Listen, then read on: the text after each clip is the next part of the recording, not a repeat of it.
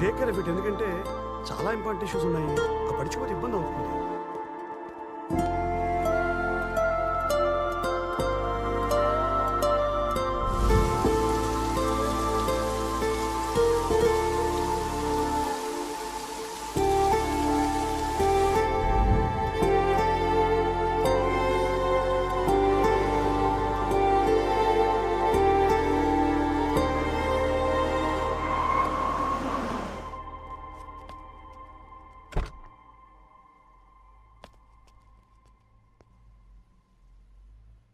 నేను దాకా రితిక్ అంత డల్గా ఎందుకుందో నాకు తెలుసు. కానీ నేను అమర్తో బయటికి వెళ్ళొచ్చాక పోగొట్టుకుంది ఏదో దొరికినట్టుగా చాలా హ్యాపీగా ఫీల్ అయిందయ్యా. అమర్ నచ్చాడేమో అనుకున్నాను. కానీ నువ్వు కనిపించావని అమర్ చెప్తే తెలిసింది. తన ఆలోచనలో పార్థు ఉండగా పక్కన నేను ఉండలేని అమర్ వెళ్ళిపోయాడయ్యా. పార్థు, నువ్వు మారేవలేదు నాకు తెలియదు, కానీ నా కూతురికి ఏ కష్టం రాకుండా చూసుకుంటావు అని మాత్రం తెలుసు. మా ఇంట్లోకి రావడానికి ఒప్పుకుంటాను, కానీ నా కూతురు జీవితంలోకి నువ్వు మళ్ళీ రావడానికి రితిక్ ఒప్పుకుంటుందా? అది నీ చేతుల్లో ఉంది.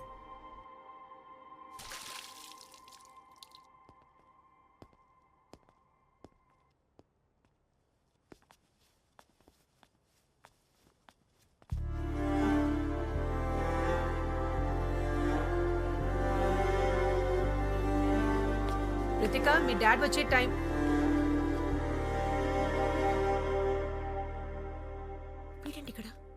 ఇక్కడేం చేస్తున్నాడు? ఎవరు క్షమించలేని నేను తప్పులు చేశాను రితిక. అయినా నువ్వు నాతో ఉన్నావు.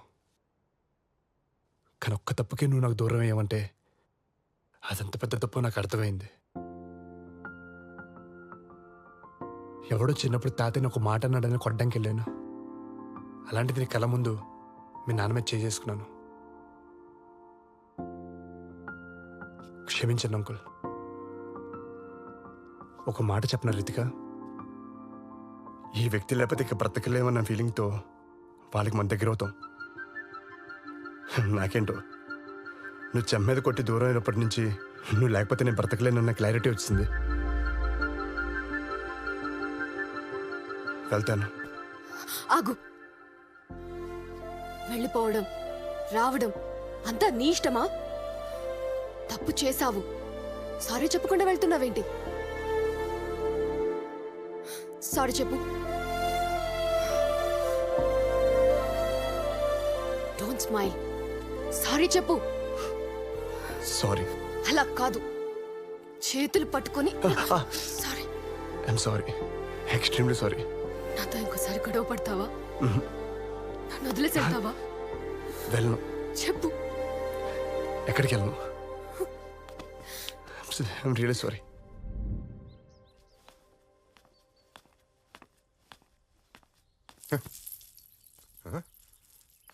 పార్దు, ఏంటిదంతా? ఈ బెలూన్లు, ఈ డెకరేషను.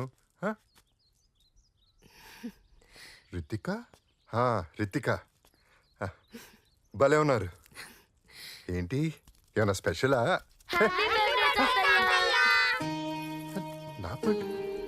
నా బర్త్డే? మీరే చెప్పారు కదా సార్, మన లైఫ్లో ప్రేమించాలి లేకపోతే సెలబ్రేషన్స్ ఉండవని. మీ లైఫ్లో మేము ఉన్నాం. Happy birthday sir. Happy birthday sir.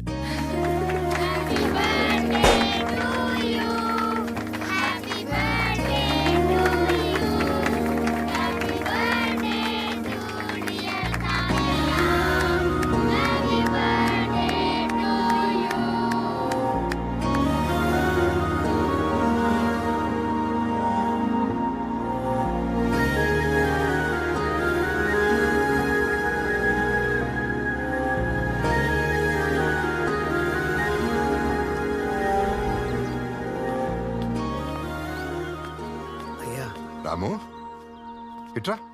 అయ్యా, బాగున్నావా? బాగున్నాయ్యా. పార్థు ఎక్కడా? ఇప్పుడే పిల్లలతో బయటికి వెళ్ళాడయ్యా. ఏంటి? అయ్యా, రేపటితో మీరు పార్థబాబుకు చెప్పిన ఆ 4 నెలల గడువు పూర్తవుతుందయ్యా. రేపు పార్థునే డాక్టర్ దగ్గరికి వెళ్ళమని చెప్పు. అయ్యా, నువ్వు పొద్దున్నే పనిలోకి వచ్చేయచ్చు. అలాగే అయ్యా.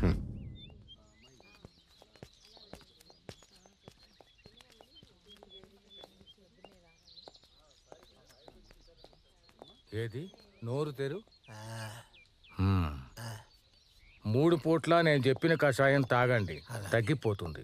తీసుకెళ్ళమ్మా. చెప్పండి. నమస్కారం అండి, గుర్తుపట్టారా? పార్థు, బాగున్నావా? బాగున్నానండి. అది మీరు చెప్పిన 4 నెలలు ఈ రోజుతో పూర్తయి కట్టి తీసేస్తాన్నారు కదా, అందుకే వచ్చాను. మళ్ళీ ఎప్పుడెప్పుడు ఆశ్చర్య ఆడతానని చెప్పి 1000 కళ్ళతో ఎదురు చూస్తున్నాను సార్. 4 నెలలేమిటి, కట్లు ఇప్పటివేంటి? ఏం మాట్లాడుతున్నావు పార్థు? అదేం సార్, మీరే చెప్పారు కదా మీరు ఇచ్చిన మెడిసిన్ పడితే 4 నెలల్లో బాగుపోతుందని. నేను అలా చెప్పలేదే. ఒక్క 5 నిమిషాలు బయట ఉండు నాయనా.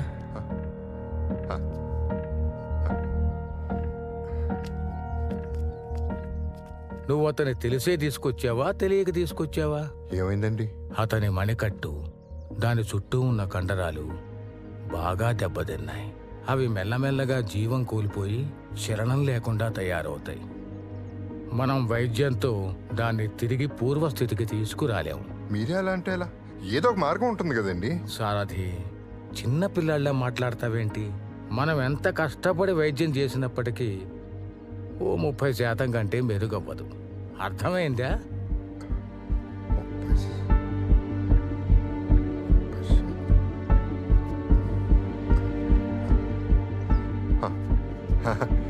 అచ్చాలండి, అచ్చాలి. నేను ఈ విషయం అతనికి మెల్లగా అర్థమయ్యేలా చెప్తాను. మీరు వైద్యం చేయండి చాలు. సరే, నీ ఇష్టం.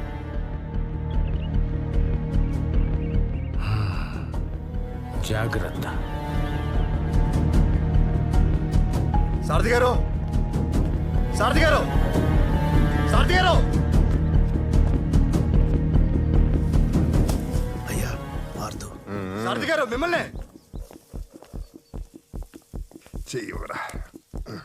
ఏం పార్దు, పిలుపు కూడా అరుపులాగా అనిపిస్తుంది. నేను హాస్పిటల్ నుంచి వస్తున్నాను. ఆహా, ఏమంటున్నాడు డాక్టరు? ఏమన్నాడు మీకు తెలీదా? ఎందుకు నన్ను మోసం చేశారు? ఎందుకు మళ్ళీ నా చేయి పని చేస్తానని చెప్పి హాస్పిటల్ మోసం చేశారు? ఏం చేశాను సార్ మీకు? నీకు తెలియదు రీతి కాదు, పెద్ద మోసగాడెత్తాను. ముసడైపోయాడు కదా, బ్రెయిన్ పని చేయట్లా. 4 నెలలు సర్కస్ ఫీట్లు చేయించాను నాతో. పార్థు బాబు, సారథి గారి గురించి తెలియకుండా మాట్లాడక. రామో, అయ్యా, పార్దు పార్దు పార్దు, నువ్వు అరుస్తుంటే నాకేం కోపం రావట్లేదు. నీ పరిస్థితి నాకు అర్థమవుతుంది. ఆ రోజే నిజం చెప్పుంటే నిజంగానే ఏ లారీ కింద పడి చచ్చేవాడివి.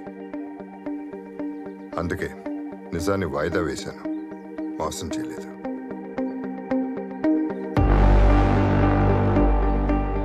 నీ బలం నీ చెయ్యి కాదు పార్దు, నీ గురి. దానికి చేరుకోవడానికి సాయమే ఆ చెయ్యి. ఇన్నాళ్ళు నువ్వు చేసింది చాకరీ కాదు పార్దు, ప్రాక్టీస్. ఛాంపియన్షిప్కి ప్రాక్టీస్. నువ్వు చేసిన ప్రతి పని కుడి చేయిని వెనక్కి తీసుకురావడానికి కాదు పార్దు, నీ ఎడం చేయిని సిద్ధం చేయడానికి. ఇప్పుడు ఎక్కుబెట్టే నీ చేయి మారింది, గురి పెట్టే నీ కన్ను మారింది. అందుకు నీ వ్యూహం మారాలి, నీ సాధన మారాలి. మార్చాను. ఈ 4 నెలల్లో జరిగింది అదే. రాము, పార్దు, నీ ఎడం చేతో ఆ రాయి తీసుకో. తీసుకో.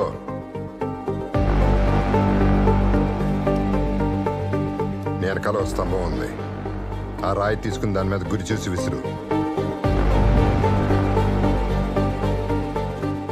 ఆలోచిస్తున్నావే, విసురు.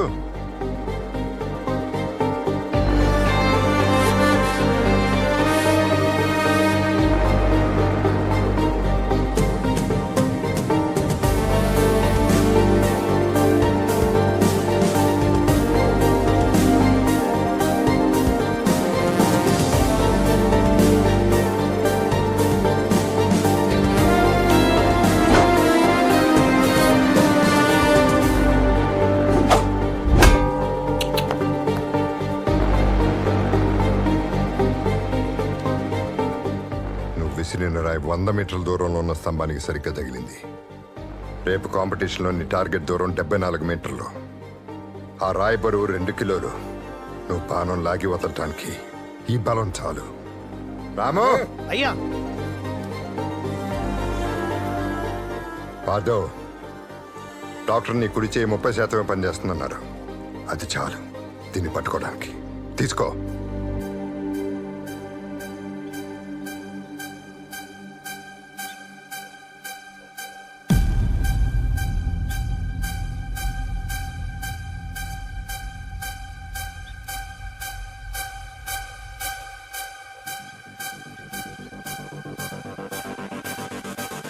పార్థవ్, విజయం నీ ఎదురుగా ఉంది.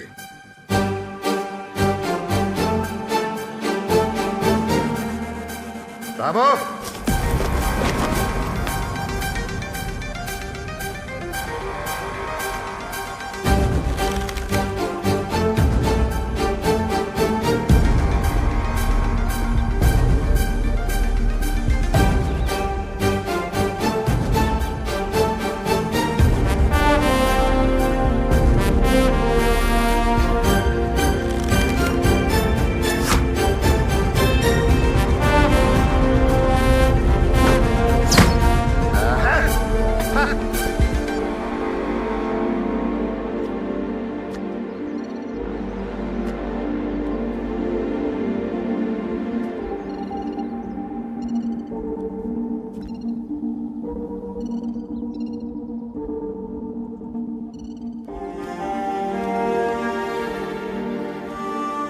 పార్థవ్, నా మాటని నిలబెట్టుకున్నాను. నేను ఛాంపియన్షిప్లో పార్టిసిపేట్ చేస్తానని. Now it's your turn.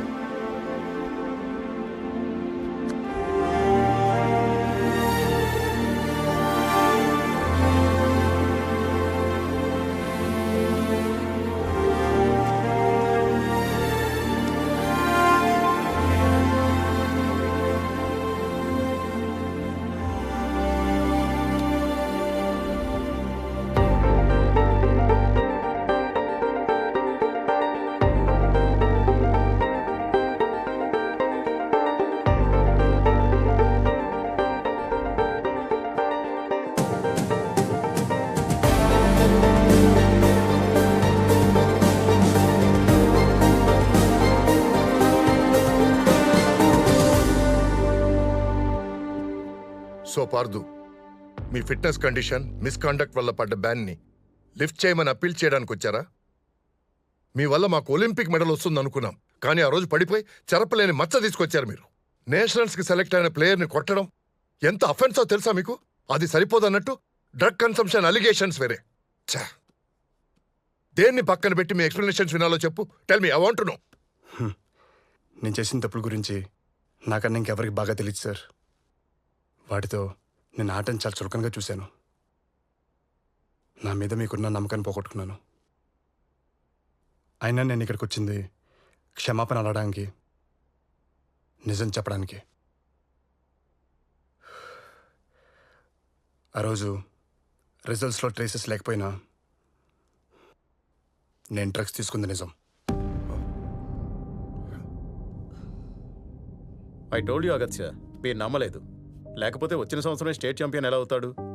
అవును సార్, డ్రగ్స్ తీసుకున్నాను. పర్ఫార్మెన్స్ కోసం అయితే కాదు సార్, బాధను మర్చిపోవడానికి. నడిపించిన మనిషి మధ్యలోనే వెళ్ళిపోతే ముందడుగు ఎలా తెలియక తీసుకున్నాను సార్. రీజన్ ఏదైనా అలా ఆడడం తప్పు సార్. నన్ను క్షమించండి. ఇది చెప్తే ఏం జరుగుతుందో నాకు తెలుసు సార్. అయినా ఇది దాచి ఇంకో పెద్ద తప్పు చేయలేను నేను. ఎన్నో కోల్పోయింది ఆట కోసమే. అది నాతో ఉండాలంటే నిజం చెప్పాలి సార్. తప్పు చేసి గెలవగలనేమో కానీ అబద్ధం చెప్పి బతకలేను సార్.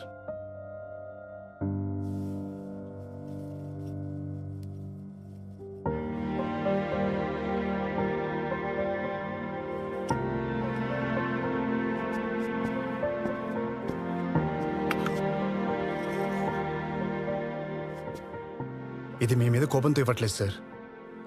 నేను బెస్ట్ ప్లేయర్ అని చెప్పి నమ్మి నాకు ఇచ్చారు. ఈ మెడల్ నాకే రావాలని కోరుకున్న మా తాతయ్యతో ఇదే నాకున్న ఆఖరి జ్ఞాపకం. ఈరోజు ఆయన ఉండుంటే నేను తీసుకునే నిర్ణయానికి ఆయన చాలా గర్వపడేవాళ్ళు సార్. ఎందుకంటే నేను చేసిన ఏదో పనులకి ఇది నా చేతిలో ఉండడం కంటే వదిలేయడమే తనకిచ్చే గౌరవం సార్. సార్, ఇంకెప్పటికీ తప్పు చేయనని తెలుసు కాబట్టే తప్పు చేశానని ఒప్పుకుంటున్నాను సార్. Thank you.